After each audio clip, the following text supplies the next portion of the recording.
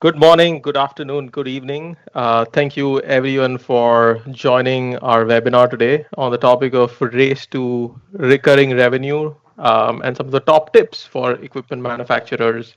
I think this is the holy grail for equipment manufacturers to be successful and winning against their competition. So the webinar today is going to be recorded. You'll receive the recording after the webinar. Feel free to ask questions throughout the session. The session is for you, so ask as many questions as you can, and we'll try to cover them towards the end of the session. I am super pleased to have a guest speaker today who is an expert in servitization, in digital service and service strategy. She has been super successful and has worked for a couple of decades at Rolls-Royce. I think Rolls-Royce is at the pinnacle when it comes to servitization and being successful in recurring revenue. And I am the Chief Revenue Officer at Industrility, and I've been joined with Uma. So Uma, do you want to give a short introduction from your side? Hi, thanks, Achint. Very pleased to be here today. I appreciate being able to talk about a subject that I really quite enjoy.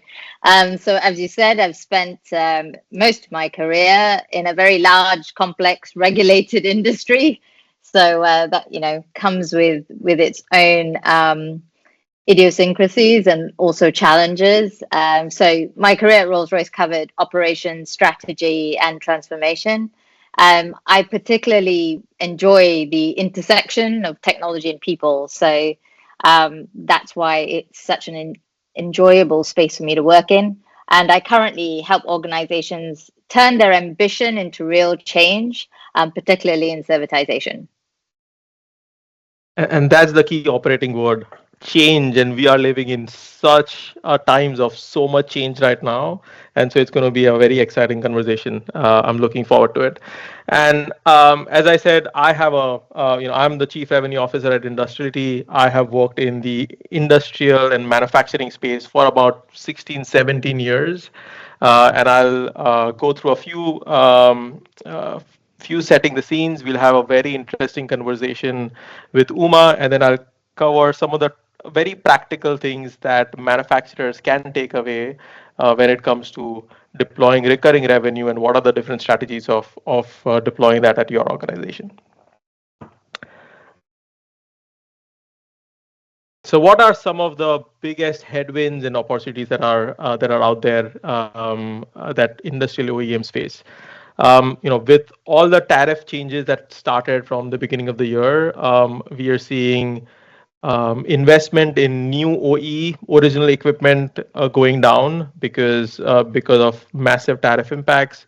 It also has impacts on their cash flow, and so they have to, they are having to let go a lot of people. I'll give you one example. A $500 million company, they've goods are on the ship. Suddenly the tariffs hit 145%. Has a 30 to $50 million impact on their books purely because of tariff. It is a very very hard, although transitionary, a very very hard impact on the business.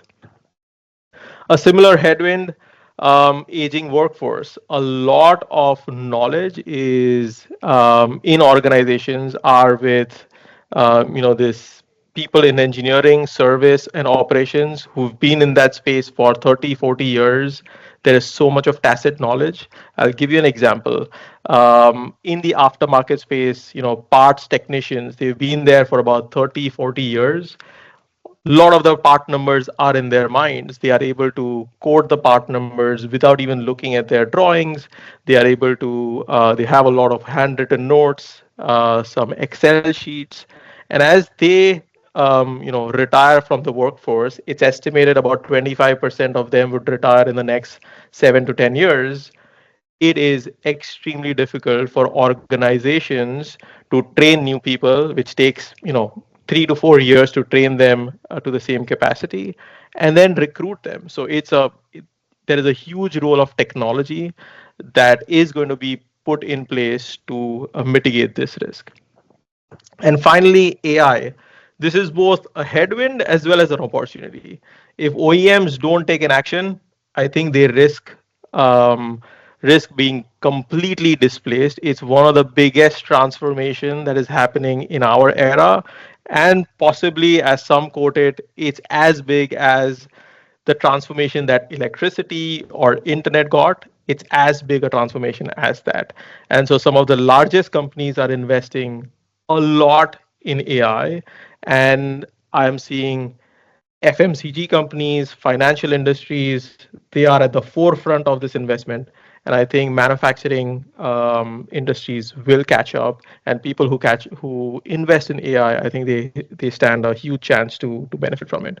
So I think it's fair to say we live in very turbulent times, and one of the saving grace in order to navigate these turbulent times is to focus and prioritize the aftermarket that brings recurring revenue, that stabilizes the cash flow.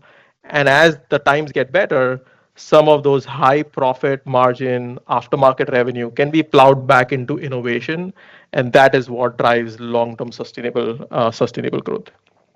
So why aftermarket and why recurring revenue? Why is that important? And we've got Uma from Rolls-Royce who will give her perspective. I mean, they are one of the best companies who've achieved that. But traditional companies who are just selling machines, they are very transactional. There is no long-term loyalty, and the profit margins are dwindling. They are able to make between 5 to 10% margins on machine sale itself. And as you grow up the ladder, so as you grow from transactional to service centric business models to outcome based business models, so transactional being just selling machines, and outcomes being selling equipment as a service, or selling air as a service instead of selling compressors. As you grow up the ladder, there's a huge opportunity to increase your EBITDA margin from as low as 5% to as high as 40%. And then as you grow up that ladder, you are significantly increasing your customer loyalty. You are increasing your customer lifetime value by 3 to 5 times, so 300 to 500%. And at every step, you are able to significantly drive value to your customers. So Rolls-Royce, as I said, is at the top. There are other similar companies like Tetra Pak, Caterpillar, John Deere, who are doing extremely well. And industrially, our focus is to bring similar value to tier two, tier three OEMs, and making them successful in the aftermarket. So as we start the conversation with Uma discussing Rolls-Royce, let me just set the scene, right? Rolls-Royce has about 50,000 engines in service. About two-thirds of its revenue comes from aftermarket. And that means a huge portion of that is highly profitable. Typically, we've seen aftermarket profit margins are 70-80%, whereas the OE, original equipment profit margins, are somewhere around 10 to 15%. And because of their service focus, 80 to 90% capture of their aftermarket they are able to achieve throughout that lifetime of that equipment. And all of their equipment, they are connected. There is a lot of data coming through, and because they are the ones who Rolls-Royce is the ones who are servicing that equipment, they have the full history of how the equipment has been maintained, and hence able to give a white glove service to their customers. And that means there is a much more data driven innovation. And so Rolls-Royce is doing phenomenal. And that's where we would love Uma to give your views on, what got Rolls-Royce started with this journey. Why did Rolls-Royce start with this whole concept of pay by the hour and servitization? Can you spill out a few beans in terms of how was it a survival move, or was it, wanting to be number one in the industry? What drove that direction? So if you think about the wide body market in particular, the main two competitors are Pratt& Whitney and GE for Rolls-Royce. And at that particular time, GE and Pratt had far higher market share, and they were also potentially larger companies than Rolls-Royce if you consider the portfolio that they had, right? And so for Rolls-Royce to maintain its competitiveness, it needed to do something more. GE and Pratt were already starting to bundle engines with service contracts. So what Rolls-Royce had to do was move from very profitable time and material, um, but change the model into what we all now call the razor blade model, right? Essentially, so that's kind of how it works. That's what servitization is about in this case, or power by the hour, and align its outcomes or the outcome of the service it was offering to whatever the airline was interested in, and therefore that meant taking on the risk, managing, and the cash flow for airlines, really, because cash flow was a big deal for them, as well as cash flow for Rolls-Royce. And therefore you get a symbiotic relationship, and power by the hour was born. So it was about maintaining competitiveness. So yes, survivability in a market. Fantastic. And I bet that drove a lot of profitability. What we've seen is companies who are just, as you said, based on time and material and equipment sale, their valuation is between 1x and 2x of their revenue, whereas companies who are operating at higher aftermarket and equipment as a service, their valuation multiples are between 8x and 10x. And so I'm sure Rolls-Royce would have seen that kind of benefit also. How did this build a leadership position for Rolls-Royce, and what sort of efficiencies did it drive from both from a cost perspective? Because if you are taking the risk, you have to manage your cost, but it also builds your sort of loyalty and profitability. So help me out. How did this play out as you went through this strategy? So it's a change of business model, right? So you move from a product centric business to a service centric business. So when you change your business model, you also have to change your operating model. So you have to stand up like a whole services organization, which was more than what existed before. And you have to have contracts management, which is over a longer period of time, and how you calculate total care contracts or long-term service agreement contracts. That it's a different art form. So you had to change the scope of your business from short-term to long-term revenue assets. But by doing that, you create more predictable, higher margin, recurring revenue. You lock in customers because you have them for a longer period of time. And then also, you're providing them with a competitive differentiation with uptime and performance. So it's not just about just price. So it really helped Rolls-Royce in this case set out like a stable financial foundation for moving into driving profitability and changing how they are and how they were working from that point in time. Interesting. And I'm sure, as you said, it's about changing operating model. You'll also have to deploy a lot of tech and a lot of technology. I Yes. think digital would be one of the layer to drive this sort of transformation. And so how did Rolls-Royce take this journey in terms of, did they decide to build everything, or did they decide to partner? Did they decide to buy? How did Rolls-Royce approach this sort of a journey? And then it'll be good. We've got in the audience, we've got people from the boiler industry, from the recycling manufacturing industry, from kitchen equipment industry. So from lots of industry. How does this, what advice would you have along these lines of making the right investments, and how can they? What are the key takeaways from them? So Rolls-Royce took a very hybrid approach on this, right? It is a very as adventurous and risk-taking as it was to venture into power by the hour. It still is quite a conservative company in the sense that they were conservative about risk, meaning that they did a lot of things in-house because they didn't want to lose IP, because I think they also understood that there was a lot of IP at play.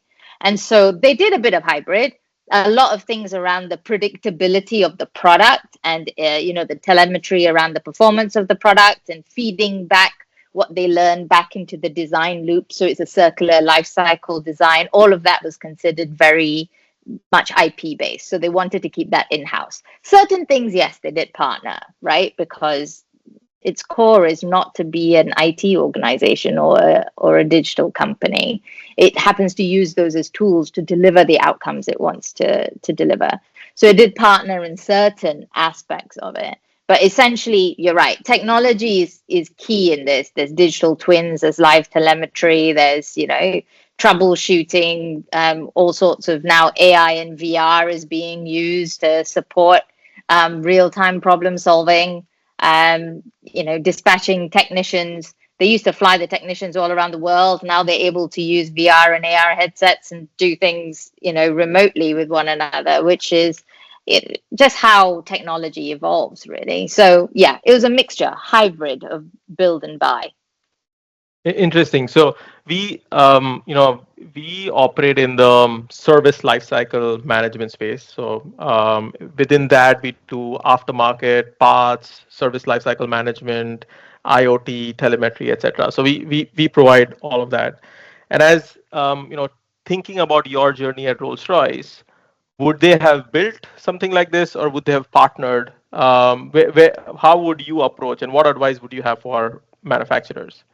Do you find So this core? Do you think this is core, or do you think this is not? So I think that's the very key question, right? So in the last few years when I was at Rolls-Royce and we were focusing very much on what was next in terms of strategy, we went along the we need to partner route. And the reason for that is, yes, services are our core, but the ability to deliver those services, we can partner. We don't have to do that ourselves. So it's about being very, very clear on what is core to the business, what is you do a make buy is the language we used at Rolls-Royce. What do you want to make? What do you want to buy?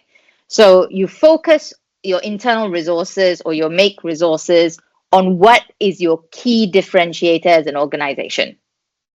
You don't waste it on trying to become the world-class digital provider, because frankly there are other people who are world-class digital providers, and it will cost you time and money and effort to stand up such an organization.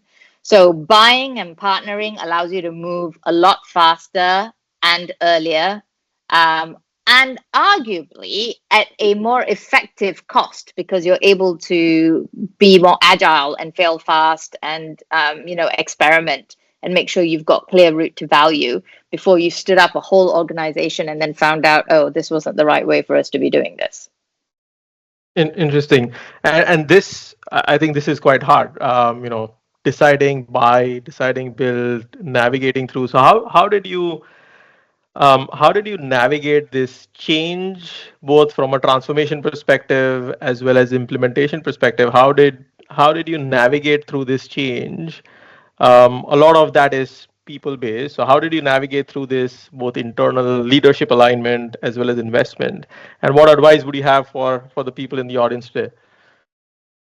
So any kind of major change management, especially around digital change or services change, because service and digital it's not mutually exclusive. It kind of goes hand in hand.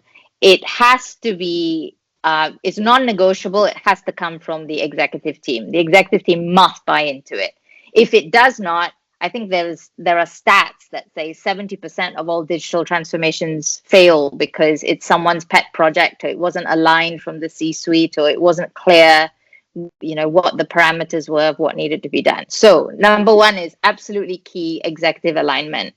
And then what we found very, very useful was clear accountability. So you have cross-functional teams, you bring people together to solve problems, so it's not done in silos, but there's a very clear owner, because obviously the CEO can't do things himself, but very clear ownership, so that with clear KPIs, so you can actually see how things are being delivered and how to support. And those KPIs have to be directly applicable to the strategic performance KPIs of the organization. So it's not some random KPI that has been made up just for services. It has to have for example, direct line to EBITDA? If it doesn't, then what are you trying to do, right? So I've got a follow up question for you there. Sure. There's a term, there's a statement here which I've heard far too often. After sales is an Okay. afterthought. Aftermarket is an afterthought. And as a side effect of that, for a lot of mid-tier companies, what I see is aftermarket doesn't have a leadership alignment, or it doesn't have a seat at the leadership level, and that means it just operates in silos. So there is, Yeah. it is not connected with the sales team, it's not connected with the engineering team, it's not connected with the support team, and that means at the end of the day, their customers suffer throughout that lifetime of that equipment for the next 50 years that it's in the field. And so what advice, I think Rolls-Royce has done it very, very well. Do you have any piece of advice of how do you align the sales and the engineering to come together to actually deliver world-class service? So what we did at Rolls-Royce was that sales is part of the customer and services function. And then customer and services has an engineering for services function. So you end up having bridging groups that ensure that there needs to be full value stream understanding and route to value and accountabilities and responsibilities. Yes, Rolls-Royce had a customer and service business or a services organization.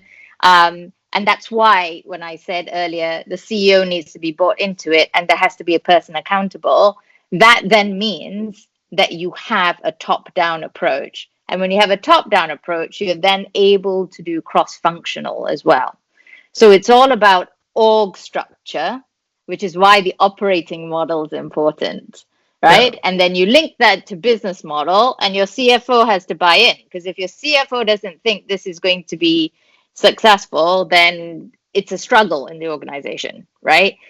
Leadership buy-in is key. And you need to have, and therefore, how do you do that, right? You start with pilots, you make sure you've got high impact, visible wins, clear route to value, and then you have almost inbuilt change champions as a result for that, because you've got proof. We did this, we piloted it, it delivered it, it gave us this much change in revenue, and then we can scale it.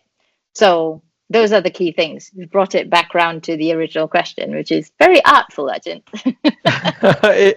Interesting. So I'll just summarize. So I think you said it is almost a survival or a competitive edge to focus on service lifecycle, servitization, advanced services.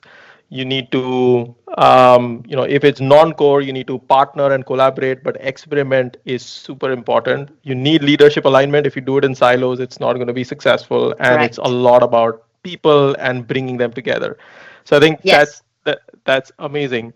One last question, since AI is everywhere and there is, I would say, so much buzz, but also so much power that AI has in lots of different fields.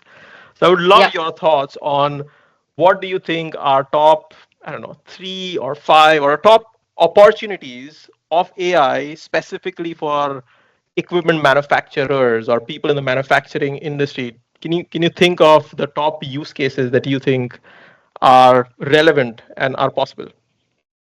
Nothing I'm saying is going to be magic dust to anybody, right? So, predictive maintenance and asset health monitoring.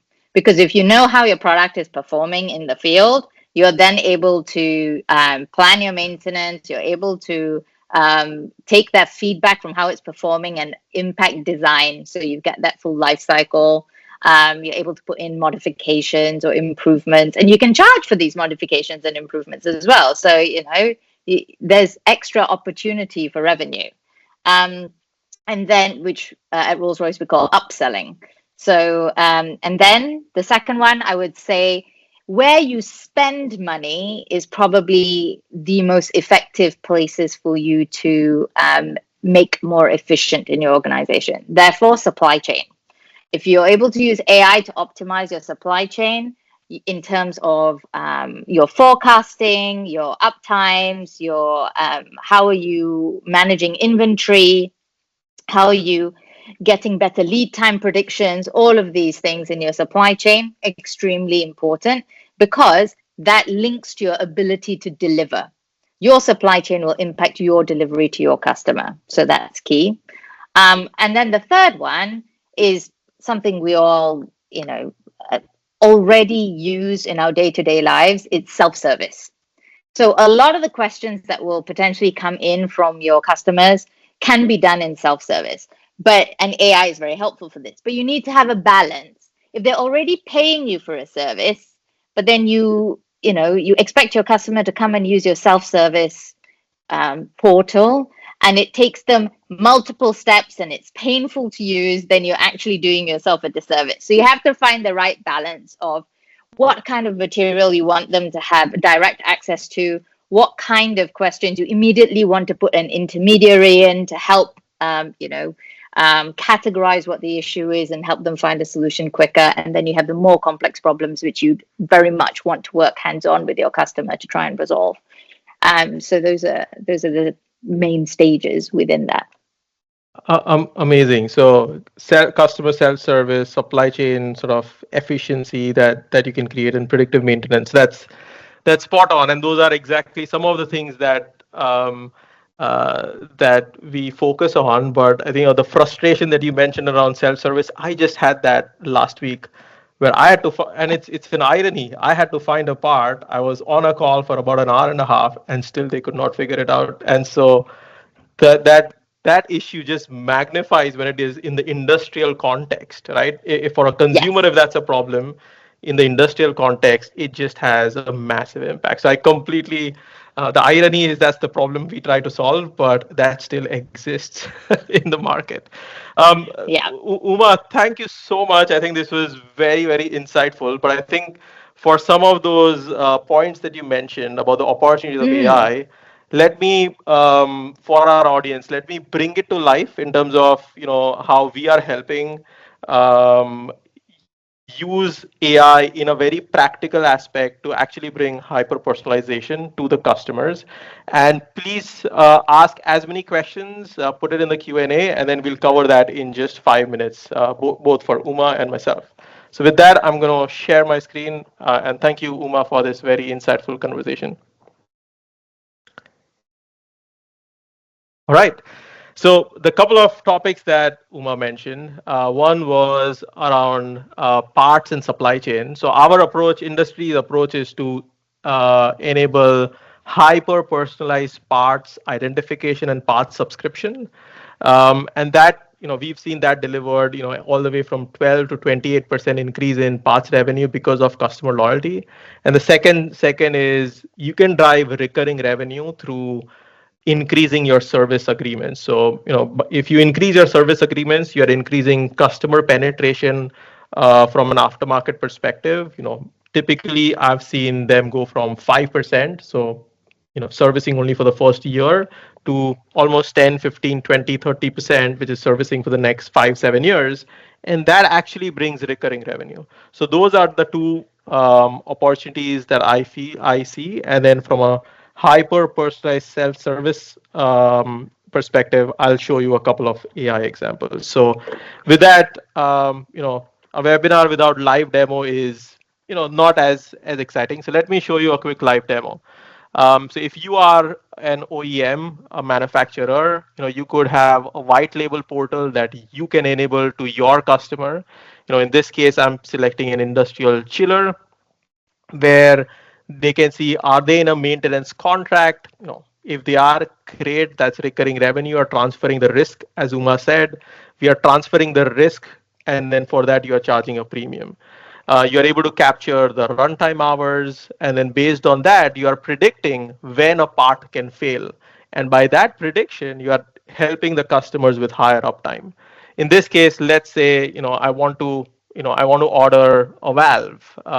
So I can just search for a valve. I can identify what that valve is visually. I can say, hey, I want this butterfly valve. I can identify it. I can then add it to a cart.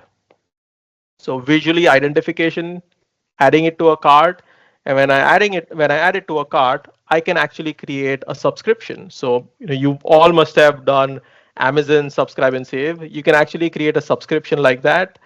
This is from Danfoss. It has all the information, and then I can add it to a cart. So this is hyper personalized for my machine. It's not a generic e-commerce. It's for my serial number, and now I'm able to add it to a subscription. The same concept can work um, for a maintenance kit, for a annual, quarterly inspection kits, and then instead of having all of these items on my books, we can deliver this just-in-time inventory to our customers. So that's one example of you know helping being proactive and then capturing them into a subscription contract. The second example of AI, so this is where a lot of AI is used to bring two different silos: engineering group with engineering drawings, and after sales group from a sales perspective, bringing those two data silos, converting that into a subscription parts contract. The second very, very interesting and a unique proposition that I want to share today is our product called Twin GPT. So imagine you have this machine and there is an alarm code or a fault code. I can ask a question like this, what does this alarm code 201 mean and how do I fix it? And it gives me a response in a natural language, like ChatGPT. It will give you a step-by-step response of how to fix it. I can say, what is the part number of uh, the of a valve, right? And again, it will go into my part list, give me a part number, and then it'll give me a part number like the butterfly valve or a different valve in this case, right? So it's hyper personalized, and then here is where it'll give me a response of where I'm getting that information from. So it's hyper personalized chat interface enabled to your customers through a customized portal. And again, this drives a lot of loyalty and a lot of trust um, towards you from your customers. So both of these has a significant impact on increasing your parts revenue and increasing your service revenue, which in turn increases the recurring as well as profitability part of the business. So I only showed you a couple of aspects of the platform. What we provide is a white labeled customer portal, which you can enable to your customers with a operational digital twin, with IoT, with predictive maintenance, with inventory planning, training, inspection, all of those capabilities in order to win in the aftermarket space. So I think the key takeaways that I would like to highlight before we move on to Q&A, I think we already covered this. Prioritize after sales. I think it's one of the most important growth levers, and it's definitely not an afterthought. I think be AI ready. If you're not, I think there's a huge chance of being displaced because AI will bring an unbelievable amount of efficiency to a lot of OEMs, and that's where you'll start seeing that they'll get a competitive advantage. And I think the last key takeaway I think is partner early and have bold internal alignments to prioritize after sales and aftermarket. So with that, I'm going to open up for questions for both Uma and myself. Bhagishri, if you don't mind picking up questions from the audience and throwing at either of us, that'd be great. Sure. We've received a question from Jane. Uh, how many years did it take between the wake up call and the commercial release of the pay by the hour? Uma, this is a question for you. Sorry, can you repeat the question? How many years did it take between the wake up call and the commercial release of the power by the hour? Okay, this was back in the 1960s, so it was before my time. I would say did find it found a partner to trial with, right? So it found an airline that it wanted to start with, and it started small. So it proved the case with one airline, and then started to sell after that to more and more airlines. So each time they developed the proposition, they developed it further. So it was constantly changing until they built enough of an understanding of their own models and then what they were able to offer. So the total care of today is an evolution of the total care or the power by the hour in 1962. That's why the branding is different and the offerings also vary between business aviation and civil aerospace, civil large engines, should I say. And so I honestly can't tell you how long it took, but it was within it was it was quite quick, really, if you consider how slow the aerospace market generally is, because it takes about 10 years from airframe to be developed and 5 years for an engine program to be developed. A majority of Trent 700s are on total care contracts, and a proportion of the RB211-535s are as well. So those also have time and material. So as you see, the newer engine programs are all mostly on total care. Very, very few are done on time and material, because it makes more financial sense to airlines and lessors to like manage that. So I would hazard a guess to say they managed to develop it within a 2 to 5 year period, but that would be a guess on my part. And maybe a follow-up question to that, Uma. I met Warren East recently. I was speaking to him a few months ago. He was the ex-CEO of Rolls-Royce. And he mentioned, I think what was critical is to be connected with that install base was one of the most important parts of this transformation. So that was very, very important. That was very close to him because he's worked at a couple of companies where install base was important. So that was one. And second, I think the capital expenditure on the engine versus the converting that into OpEx was a huge reason for why this transition was successful, especially in turbulent times, right? People tighten their belts, they don't want to spend money. So can you talk a bit more about that whole concept of, I think there are two different topics, install base and converting from OpEx to CapEx, from CapEx to OpEx? Sure. In fact, it sounds like you're the expert on this, Achint, rather than myself. So install base, yes. Having an understanding of what install base is out there, which airlines have which fleets, that is absolutely key, right? Because you have to have a real understanding for your customers' operations to be able to offer them the right pricing as part of total care. So every airline has a different dollar per flying hour based on the type of engine they have, the type of routes they fly, the type of sectors that they fly, because it's based on how much wear happens to the engine. So understanding the install base is 100% the only way a contract like this would work.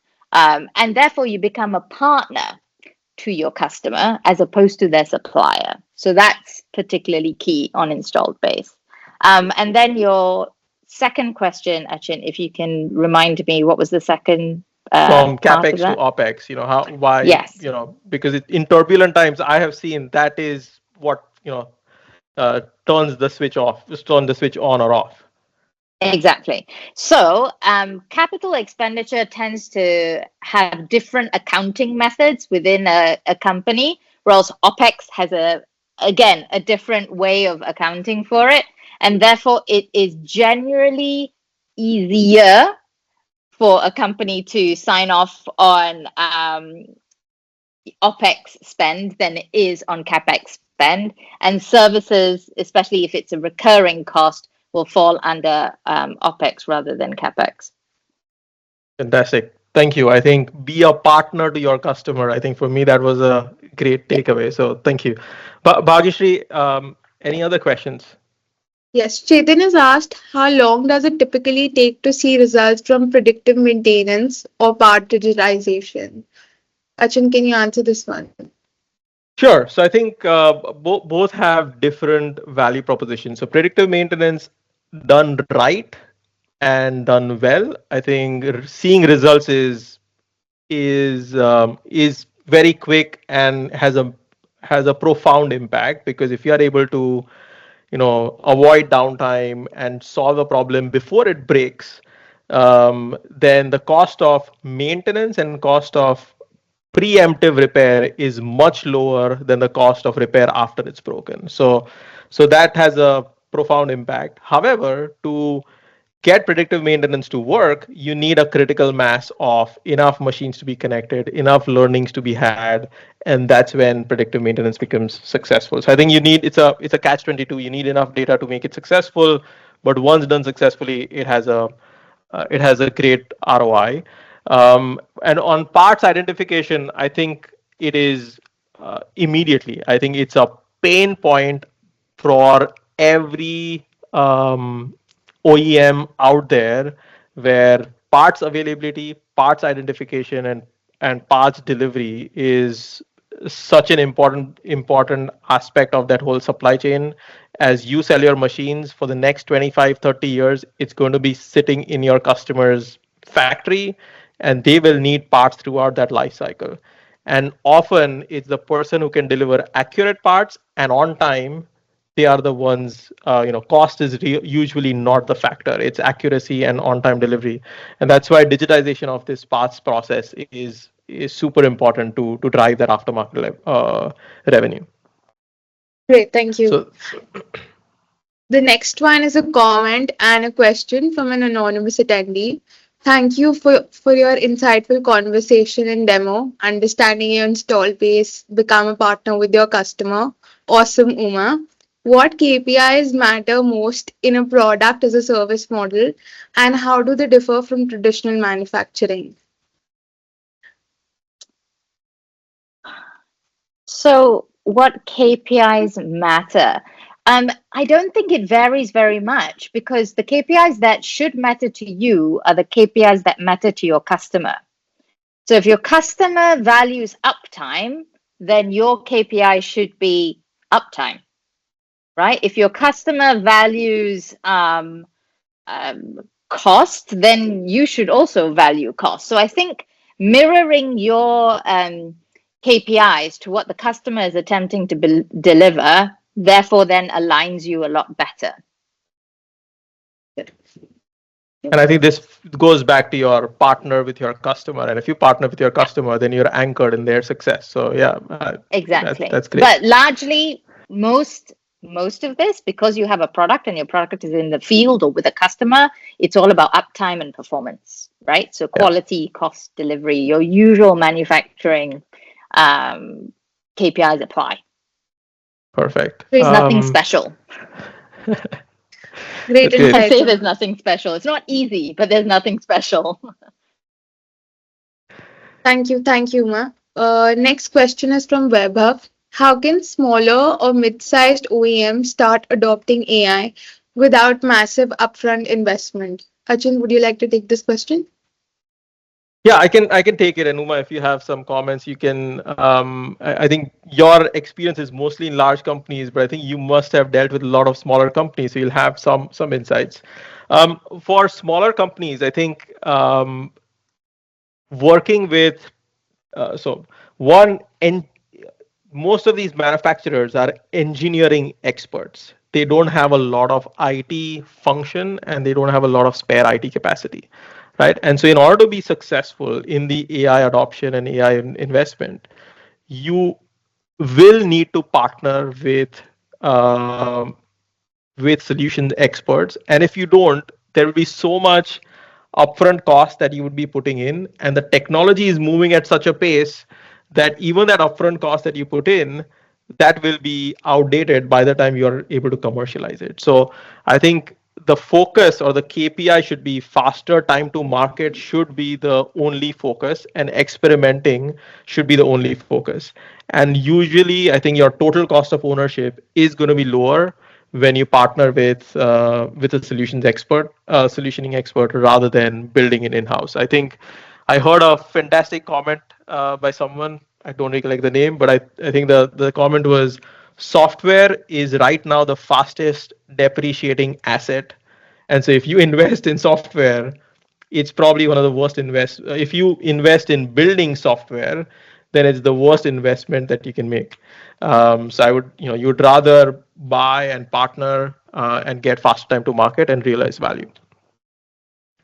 Yeah. So the only thing I would add to that is, if you're a small, medium enterprise, I understand cost is important, right? So you absolutely, everything Achint said, you partner. But what you also do is that you determine very clearly what different pilots would work for you to generate a clear route to value. So anything you do has to result in revenue. And so if you're able to then pilot, you partner someone to pilot, and then you scale, then that allows you to do things and grow at the pace and appetite that you can afford. Next question is from John.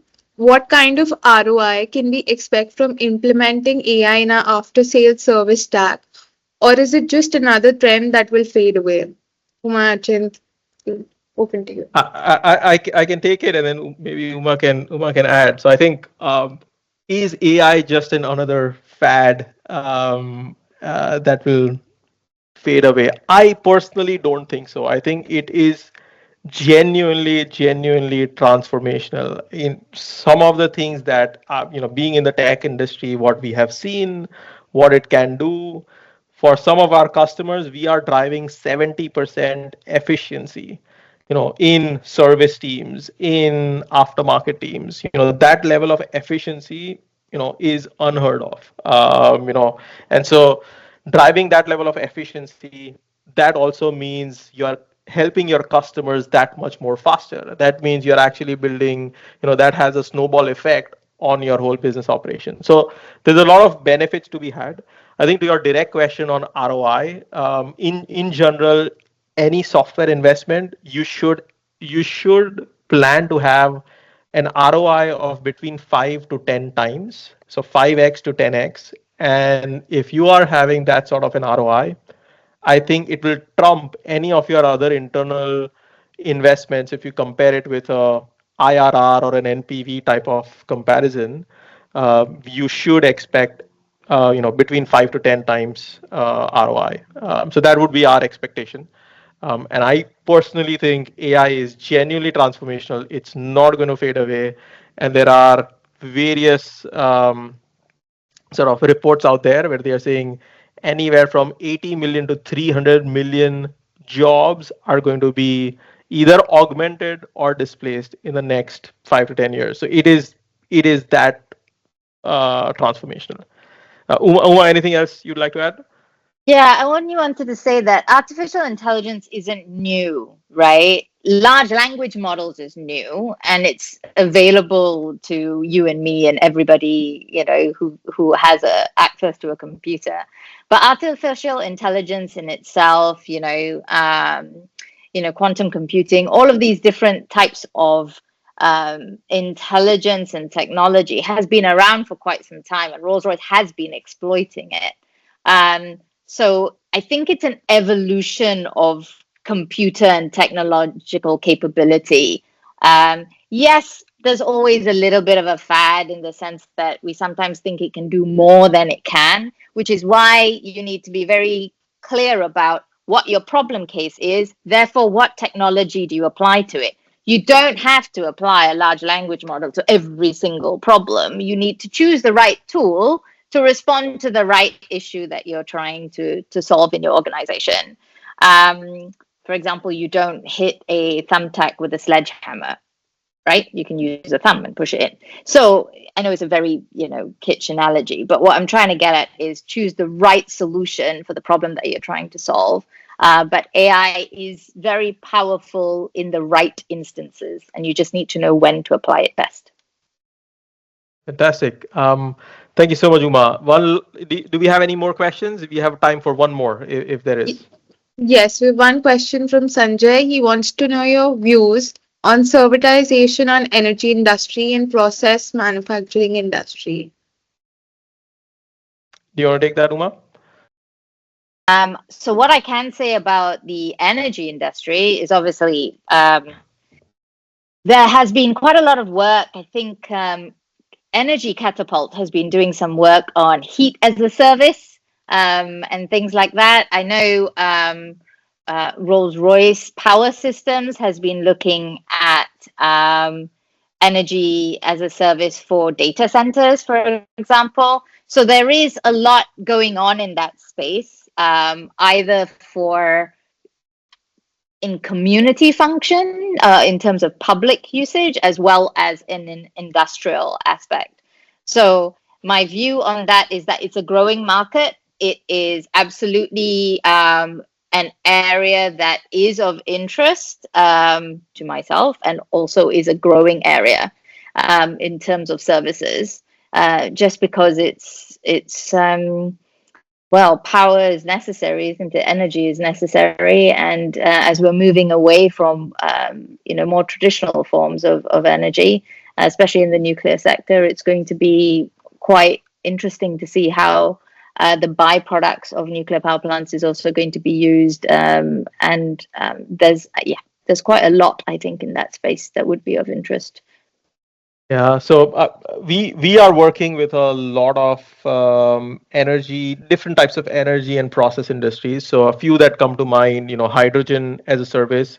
It's a new technology, very difficult, sort of complex machinery, and so it's high risk for the OEM. So it's a perfect sort of perfect model to do servitization instead of capital. Similarly, hydrogen-based boilers, again, the same thing. Servitization works and advanced services contracts works very well. We have a couple of packaging machinery. So instead of selling machinery, these companies, they just provide boxes, cardboard boxes as a service. They'll be situated in an Amazon warehouse and just cardboard. They just pay by the cardboard boxes, and so there's a lot happening in the process packaging industry where servitization is proving quite well. I've seen it. I've seen sort of packaging products for sugar dispensing and those kind of things. All of that is also done through servitization. So at least in our little ecosystem that we are operating, I have seen a lot happening in these new in the energy industries, new technology which are more complex. I think servitization and advanced services works quite well. And in packaging, whereas there is defined output and consumption, I think servitization also works quite well. So those are a couple of examples. Um, all right, so I think that brings us towards the end of the webinar. I would like to thank everyone for spending the last almost an hour with us. I genuinely appreciate that. Uma, thank you very much for sharing your insights. I think that was very, very valuable to getting the inside scoop of how Rolls-Royce did this transition. So thank you very much. And Pakishi, thank you for organizing and running the webinar for us.